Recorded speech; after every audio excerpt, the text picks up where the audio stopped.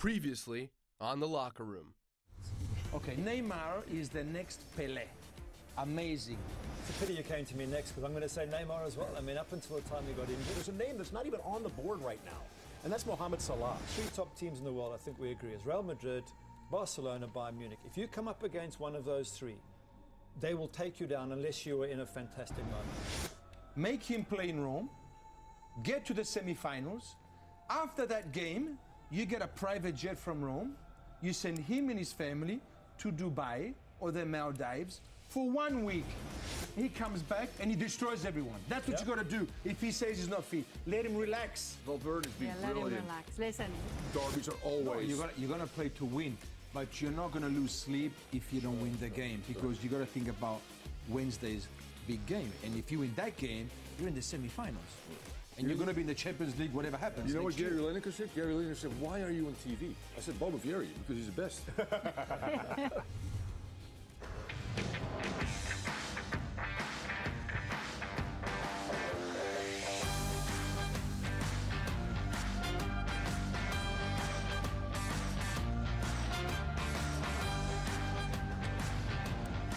Welcome into The Locker Room. Coming up on the show, derbies in Madrid and in Manchester. And did Cristiano Dependency rear its head in El Derby? We'll ask, is a Premier League title win enough to ease the pressure on Pep? And did Messi's latest magic show prove Ernesto Valverde was right in his decision not to rest him? We'll be asking Christian Vieri about that. But before we start the show tonight, Ray Hudson received a lovely email. Yeah, we received a lot of lovely fan mail. I just want to say thanks to a lad living in Marina del Rey in California for sending us. He sent us a stack of beautiful pictures of Socrates and Junior for the brilliant Brazilian. But thank you, Denny, and thank you everybody that sends us lovely fan mail for the extra and the locker room. Yes, thank you to all of you, and all of those with your comments on YouTube as well who are watching us there. We love to hear from you. Let's get started with El Derby talk, because Real Madrid Atleti finished 1-1, and we've discussed Messi dependencia, but do Real Madrid have Cristiano dependencia? Because in an opinion piece in Marca today, Carlos Carpio wrote that Los Blancos are excessively dependent on their Portuguese superstar, with the headline, Real Madrid hit by vertigo when Cristiano Ronaldo leaves the pitch. Is this an opinion shared by any of you? I don't know who this guy is, but he said the truth 100%. Real Madrid and Barcelona, when those two guys stop playing, they're going to have a nightmare. I think big nightmare. Yeah, I'm not sure that the Real Madrid dependencia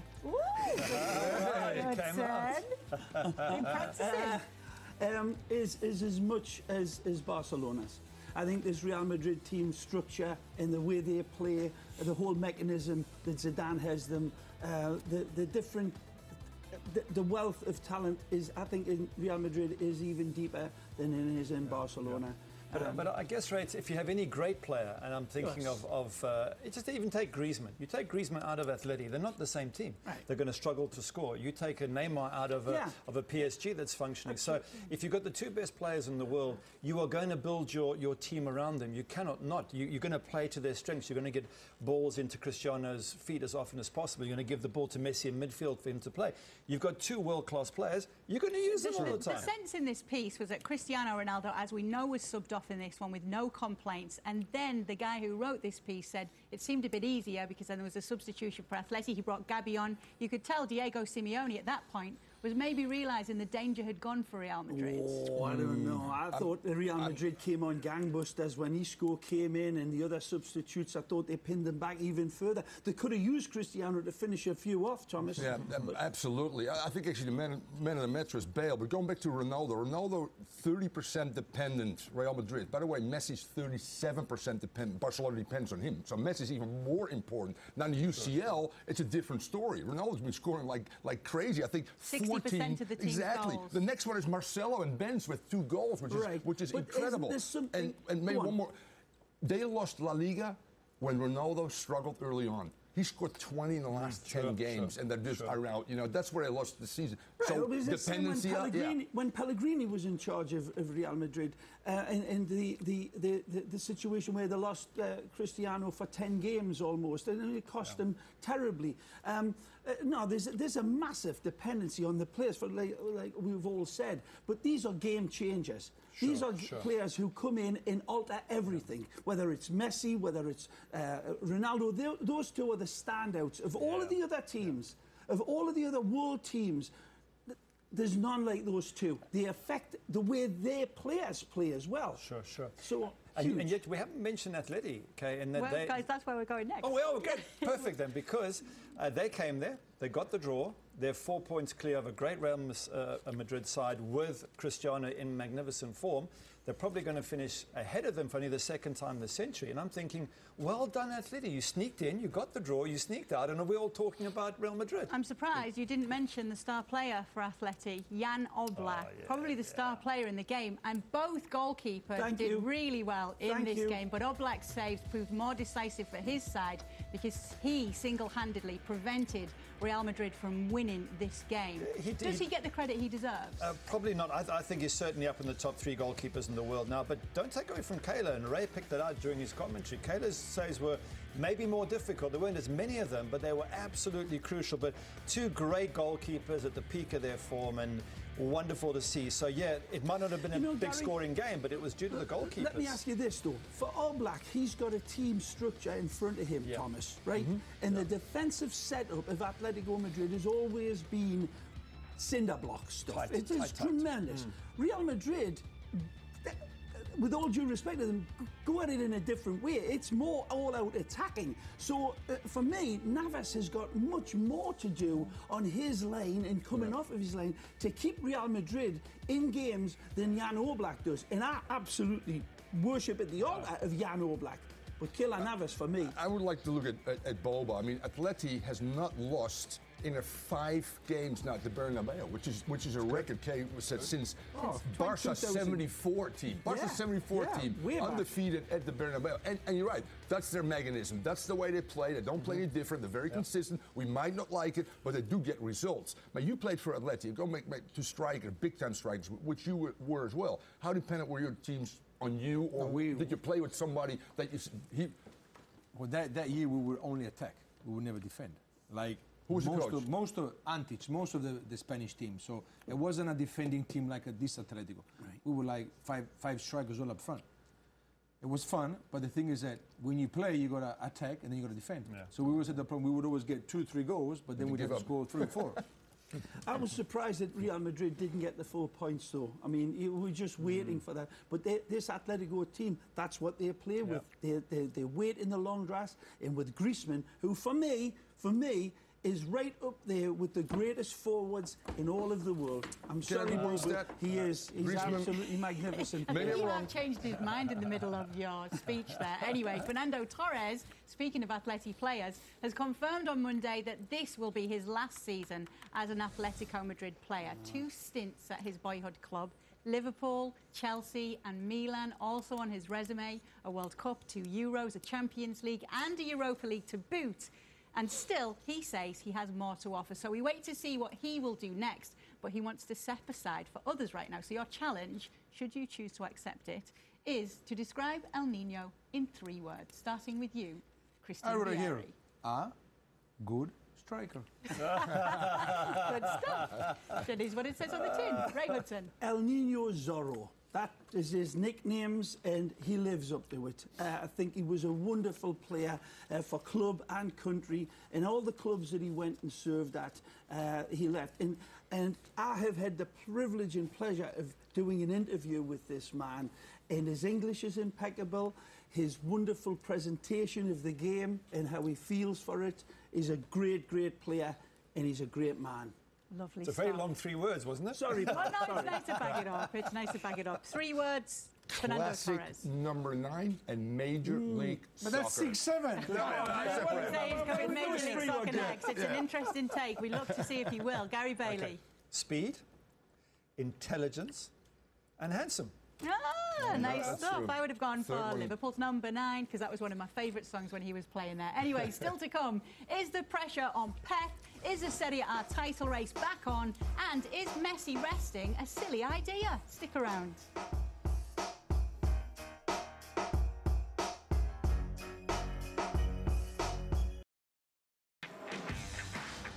Welcome back to the locker room. Get ready to cringe. Get ready to wince. It's time for What Were You Thinking? And this week we have two well-known South Americans who've got a question that we need answering. First up, it's you, Cavani.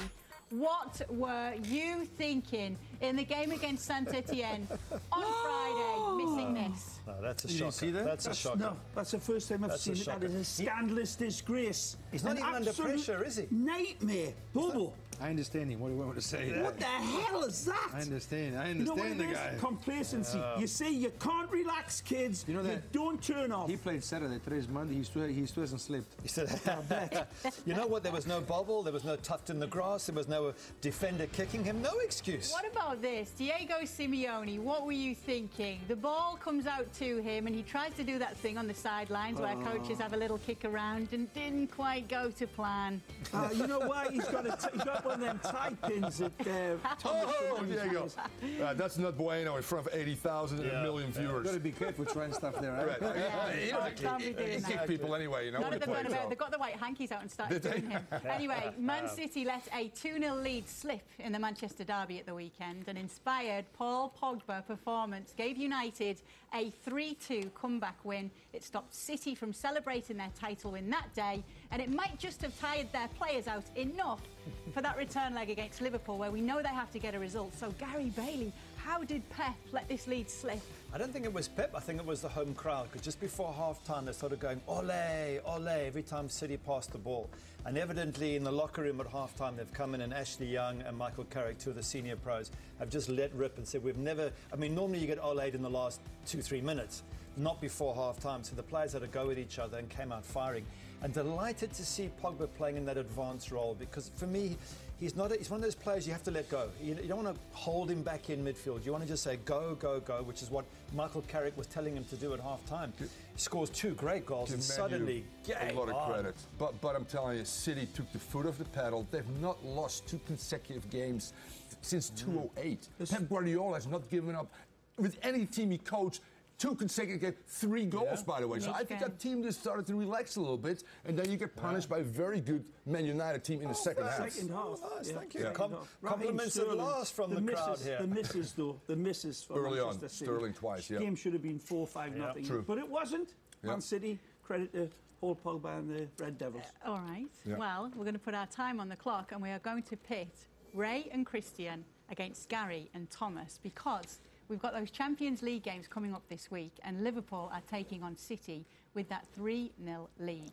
Now, some think, Gary and Thomas think, that City can turn it around, but some think, Ray and Christian think, that Liverpool are definitely going through. So time on the clock, please. 3. You guys tell us why Liverpool are going through. Go, right? 3-0 up. I mean, even though the place they're going into will be a totally different kettle of sharks, but Man City certainly got a lot taken out of them. If Salah plays, I think they'll score. I think Manchester City will be on a real big hook. They don't have to win by 4, but if Manchester City allow a goal from the likes of Salah, Firmino and Sané, electric players, they'll get a goal, you would think, but no Henderson. So you And left that's me a big 2 miss. seconds. So I went to the beach this morning. Okay, Ray Hudson took the full 30 seconds to support Liverpool. Over on this side of the table, they think we might witness a City comeback. So time on the clock, please. Gary Bailey, Thomas Rongan, why can City do it? Well, they've lost 2 on the bounce, and the second one to Man United is going to hurt their pride. And by the way, they beat Liverpool 5-0 in the league, didn't they? Absolutely. First game, they've scored over 30 goals. Aguero is back, 30-plus goals. Yeah. Didn't play in the last 2 games. Go ahead, Gary. Yeah, Barca at home to PSG. They were 4-0 down. They went through as well. And in that stadium, Pep needs to get something back. 5 years running now, they haven't got through in European Champions League. Here we go. It's going to be a pumping stadium. Pep is going to play 3 in the back. Aguero and Mr. Gabriel Jesus, 2 strikers, Sterling Time up. and... Time no, up. really? And Let the us know 2 what you Silva guys think brothers. at home. And De Bruyne. Meanwhile, in 5 Italy, attackers, 6. Lazio are flying high. Simone Inzaghi's men took full advantage of Roma and Inter's slips to take third in the table. Christian, how big an achievement is it for this team to be having a season like this? It's a fantastic season. They're in the quarterfinals of the Europa League. They're third or fourth. There's 3 teams for two. How do you say 2? Yeah, Champions League. Yeah, Places. 2 spots. Entries, That's it. 3 correct. teams for 2 spots. Let's see. Every game is very, very hard, and we're gonna see it. I think they're gonna go through. I don't think one out of Rome and Inter are gonna go through. Which one? Wow. I don't know. Ciro Immobile, scored again. 27 goals. In fact, that's a high for a Lazio player in a single season, more than Hernan Crespo with 26, and more than Beppe Signori, also with 26. I agree with you, okay, if you look at the stats. But when Crespo was playing and Signori, there was no Benevento, so that's 5-6 goals. There was no Crotone, that's another 4-5 goals. And there was no Verona, that's another 4-5 goals. Come on, don't burst that bubble. That's Come 15 on, goals. Bobo. You know, because I think those 3 teams are a lot worse than all the other teams. You know Okay, what I do you mean? think he's okay player Immobile? Is he okay? It's all right. He's a good player. He's good. I would like him. You. If he could score some goals for Italy, he would even be a good player. Can we just say a quick well done to Fiorentina as well, please, Kay, after what they've been through with a story. 7, is it 7? Six consecutive wins. A run that started with his last game. That is unbelievable response from a team devastated by that sort of tragedy. And now they're up to 7th place. Well done, Fiorentina. And also Napoli for coming back in the dying moments. Thank you, goals in Gareth. the last 3 minutes for your Napoli. We're still there, baby. Stick around, we talk Lionel Messi next.